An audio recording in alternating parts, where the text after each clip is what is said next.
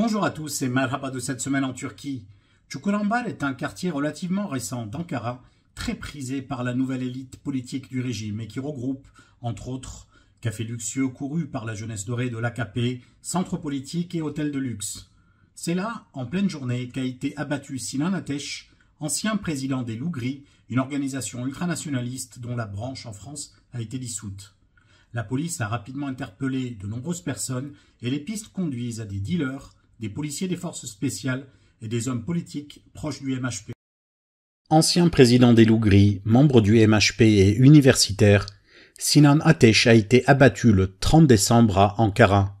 Cet attentat a relancé le débat sur l'implication du MHP, parti d'extrême droite ultranationaliste allié de l'AKP. À l'heure actuelle, le motif semble être un règlement de compte interne au parti de Devlet Bahçeli. Ce dernier n'a publié aucun message de condoléances pour la mort d'Ateş, contrairement à la quasi-totalité des autres chefs de partis politiques. L'attentat a pourtant impliqué un large panel de profils. Parmi eux, Doğukan Cep, un dealer qui aurait organisé l'attentat, 2 policiers membres des forces spéciales qui auraient escorté les meurtriers d'Istanbul à Ankara, Ufuk Göktürk, un dirigeant du MHP d'Istanbul qui aurait financé l'opération, et Olcay Kılavuz, un député du MHP qui aurait hébergé un des suspects chez lui. Cet assassinat impliquant dealers, policiers et hommes politiques ultranationalistes a provoqué un vif émoi dans l'opinion publique.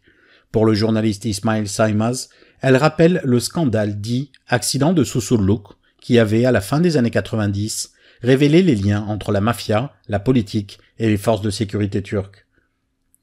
Si cette affaire éclabousse principalement le MHP, elle touche par ricochet le pouvoir. Le président et chef de l'AKP, Recep Tayyip Erdoğan, aurait appelé la veuve de Sinan Ateş pour lui faire part de sa détermination de faire la lumière sur cette affaire. Contrairement aux affaires de ce type, aucun tribunal n'a décidé d'imposer un blackout médiatique, ce qui semble corroborer partiellement cette détermination. De nombreux journalistes, dont Alican Uludağ de Deutsche Welle Turquie, arrivent à avoir accès à de nombreux documents et couvrent très rapidement les évolutions de l'investigation. Le ministre de l'Intérieur Süleyman Soylu est quant à lui resté silencieux les 4 premiers jours suivant l'assassinat, puis s'est exprimé pour dire, je cite, « Les investigations continuent ». Le MHP a ces dernières années été critiqué pour avoir désigné comme cible certains de ses opposants, internes ou externes. Les journalistes Levent Gültekin, Ahmet Takan, Orhan Uğurluoğlu, Murat İde, Afşin Hatipoğlu ont été agressés par des personnes proches de la mouvance d'extrême droite, après avoir été désignés comme cible par les dirigeants du MHP. Des politiques comme Barış Atay, Selçuk Özdağ, Ayhan Seferüstün ont également été visés par ces attaques. Meral Akşener, la présidente du İYİ Parti, avait même vu débarquer la nuit devant son domicile plusieurs dizaines de personnes qui étaient venues la menacer. Le député du Parti ouvrier de Turquie, Ahmet Şık, a posé une série de questions écrites au Parlement pour mettre en lumière l'implication de la direction du MHP dans cet assassinat. Le HDP a été privé de ses subventions pour l'année 2023 à titre préventif sur décision du tribunal constitutionnel. À quelques mois d'élections cruciales pour le pays, le deuxième parti d'opposition se voit privé de financement. Le reste de l'opposition ne semble pas s'être ému de ce jugement. La Cour constitutionnelle, à la demande du procureur général près de la Cour de cassation, a décidé de mettre sous séquestre temporairement les comptes bancaires où les subventions publiques du HDP étaient versées. La résolution a été adoptée par 9 voix pour et 6 voix contre. Les subventions publiques du HDP pour 2023 seront donc déposées sur le compte bancaire du parti, mais le HDP ne pourra pas utiliser cet argent jusqu'à ce que le dossier de clôture soit conclu ou que la Cour constitutionnelle reconsidère sa décision et lève le séquestre. Si la Cour constitutionnelle décide de dissoudre le HDP, tous les actifs du parti seront saisis par le Trésor public. Pour Mithat Sancar, coprésident du HDP et professeur de droit constitutionnel, cette décision est dénuée de tout principe universel de droit. Il a dit « La Cour constitutionnelle a pris une décision honteuse, politique et dénuée de tout principe universel de droit. La Cour constitutionnelle aurait dû rejeter dès le début cette demande, comme elle l'avait déjà fait 2 fois dans le passé. Mais à quelques jours du moment où nous devrions percevoir nos subventions, cette décision prise montre à quel point les membres de la Cour sont sous pression politique. Cette décision a été prise de manière, je cite, préventive, en l'attente de la décision concernant la dissolution du HDP. Mais le HDP a une longue expérience de ce type de sanctions depuis les années 90.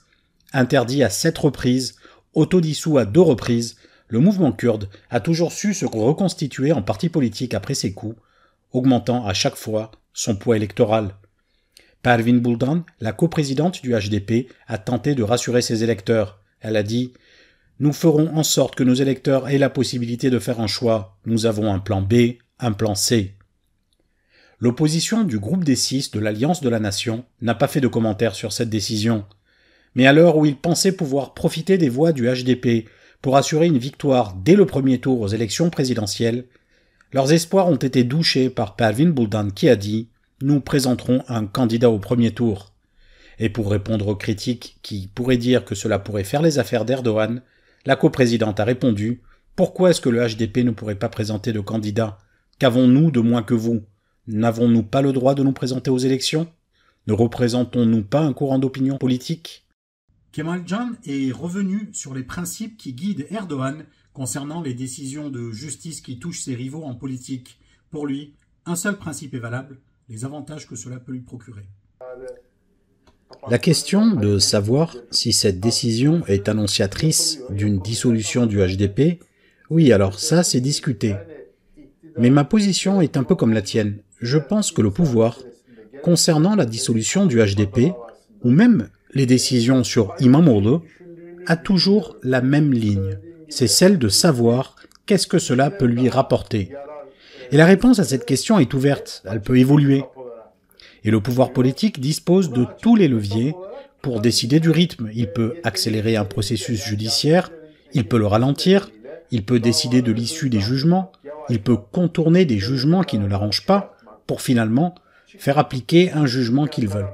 Donc le pouvoir dispose de tous ces instruments à travers sa mainmise sur la justice. Et au final, on se rend compte que ce côté imprévisible, ce côté aléatoire, peut lui servir aussi, parce que ça met en difficulté la capacité de ses adversaires à prendre position ou à prévoir une stratégie. Donc comme toi, je pense qu'il décide au coup par coup, sur le moment, après avoir fait un calcul de risque que ça comporte et d'avantages que ça procure. Le discours consistant à dire qu'Erdogan, par principe, est opposé aux dissolutions du HDP ou aux interdictions de faire de la politique parce qu'il sait que cela pourrait le désavantager, lui-même sait mieux que quiconque que ce type d'initiative se retourne contre son initiateur, donc il ne voudrait pas que cela se produise, je pense que ce discours n'est pas pertinent. Pendant assez longtemps, il était dit que le parti qui voulait faire interdire le HDP était en fait le MHP, et que, en réalité, Erdogan n'était pas très content de cette initiative. Ou, dans la même verve, le fait d'interdire de politique İmamoğlu pourrait être suicidaire pour Erdogan, qui a été lui-même victime de ce type de procédé et qui finalement a su le retourner à son avantage. En fait, moi, je pense qu'Erdogan ne s'interdit rien. Et privilégier un acte qui apporte à court terme un avantage, mais qui se traduit à long terme par des difficultés, Erdogan l'a déjà fait dans le passé, comme par exemple annuler les élections municipales d'Istanbul.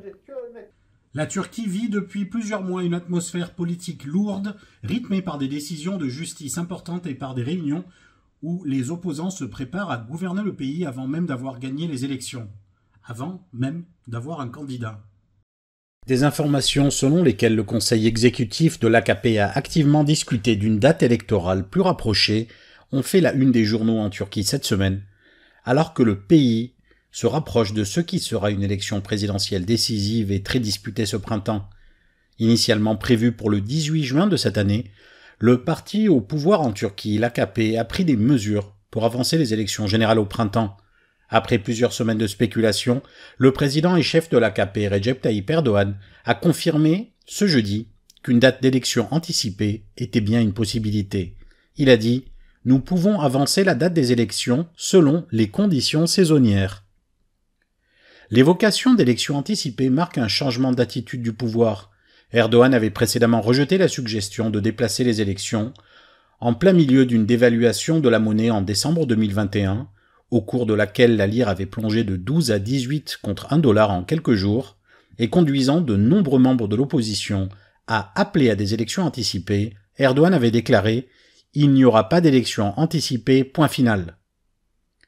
Alors que le 30 avril et le 7 mai avaient été discutés comme date possible d'élection, d'autres informations publiées cette semaine ont indiqué que le 14 mai semblait l'option la plus probable. Pour l'opposition, le gouvernement cherche à tirer parti de ces récentes actions, perçues positivement dans l'opinion publique comme l'augmentation du SMIC et les pensions de retraite, et pense provoquer des élections avant que les effets ne s'estompent. L'opposition, divisée en deux blocs, continue de s'organiser. D'un côté, le groupe des 6 autour de l'Alliance de la Nation, et de l'autre, le bloc du travail et de la liberté autour du HDP. Le groupe des 6 s'est réuni le 5 janvier dernier pour affiner leur feuille de route, mais aucun nom n'a été décidé concernant le candidat qui devrait affronter Erdogan. Kemal Kılıçdaroğlu est à l'heure actuelle pressenti pour remporter cette nomination, mais la présidente du İYİ Parti Meral Akşener continue de s'y opposer.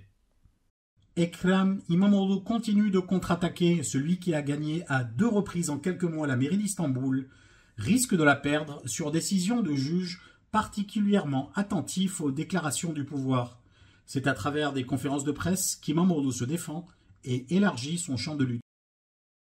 Ekrem İmamoğlu continue de se défendre contre les accusations des employés municipaux en lien et en contact avec les organisations terroristes. Lors d'une conférence de presse organisée le 4 janvier, le maire d'Istanbul a expliqué, document à l'appui, que le ministre Süleyman Soylu avait déjà fait licencier des employés municipaux dans d'autres mairies sur base de ses suspicions, mais qu'il n'avait jamais utilisé cette prérogative à Istanbul.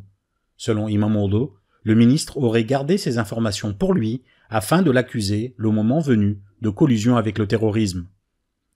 Il a dit, je cite, « Comment se fait-il, puisque vous en aviez l'information et le pouvoir, que vous n'ayez pas licencié ces personnes dont vous dites détenir des informations ? Nous allons donc porter plainte contre le ministre pour manquement au devoir. » Fin de citation. Puis l'édile a élargi la focale en demandant que des investigations similaires soient lancées contre ses prédécesseurs également. Il a conclu « Si, comme il est dit dans les médias, le président et son partenaire ont décidé de modifier le verdict des urnes d'Istanbul, si vous tentez de m'empêcher de servir mon peuple à travers des pressions politiques et des décisions de justice, si vous continuez à vouloir m'empêcher de faire de la politique par des dispositions qui n'existent pas dans la loi, nous ferons écrouler le ciel sur votre tête par les urnes. » Le ministre de l'Intérieur Süleyman Soylu a répliqué quelques minutes après en répondant à des journalistes, après avoir ironisé sur le fait qu'Imamoğlu transpirait durant sa conférence de presse. Il a expliqué avoir discuté à de nombreuses reprises avec le maire. Quant aux questions de fond, il n'a pas répondu. Merci à tous de nous avoir suivis, à la semaine prochaine.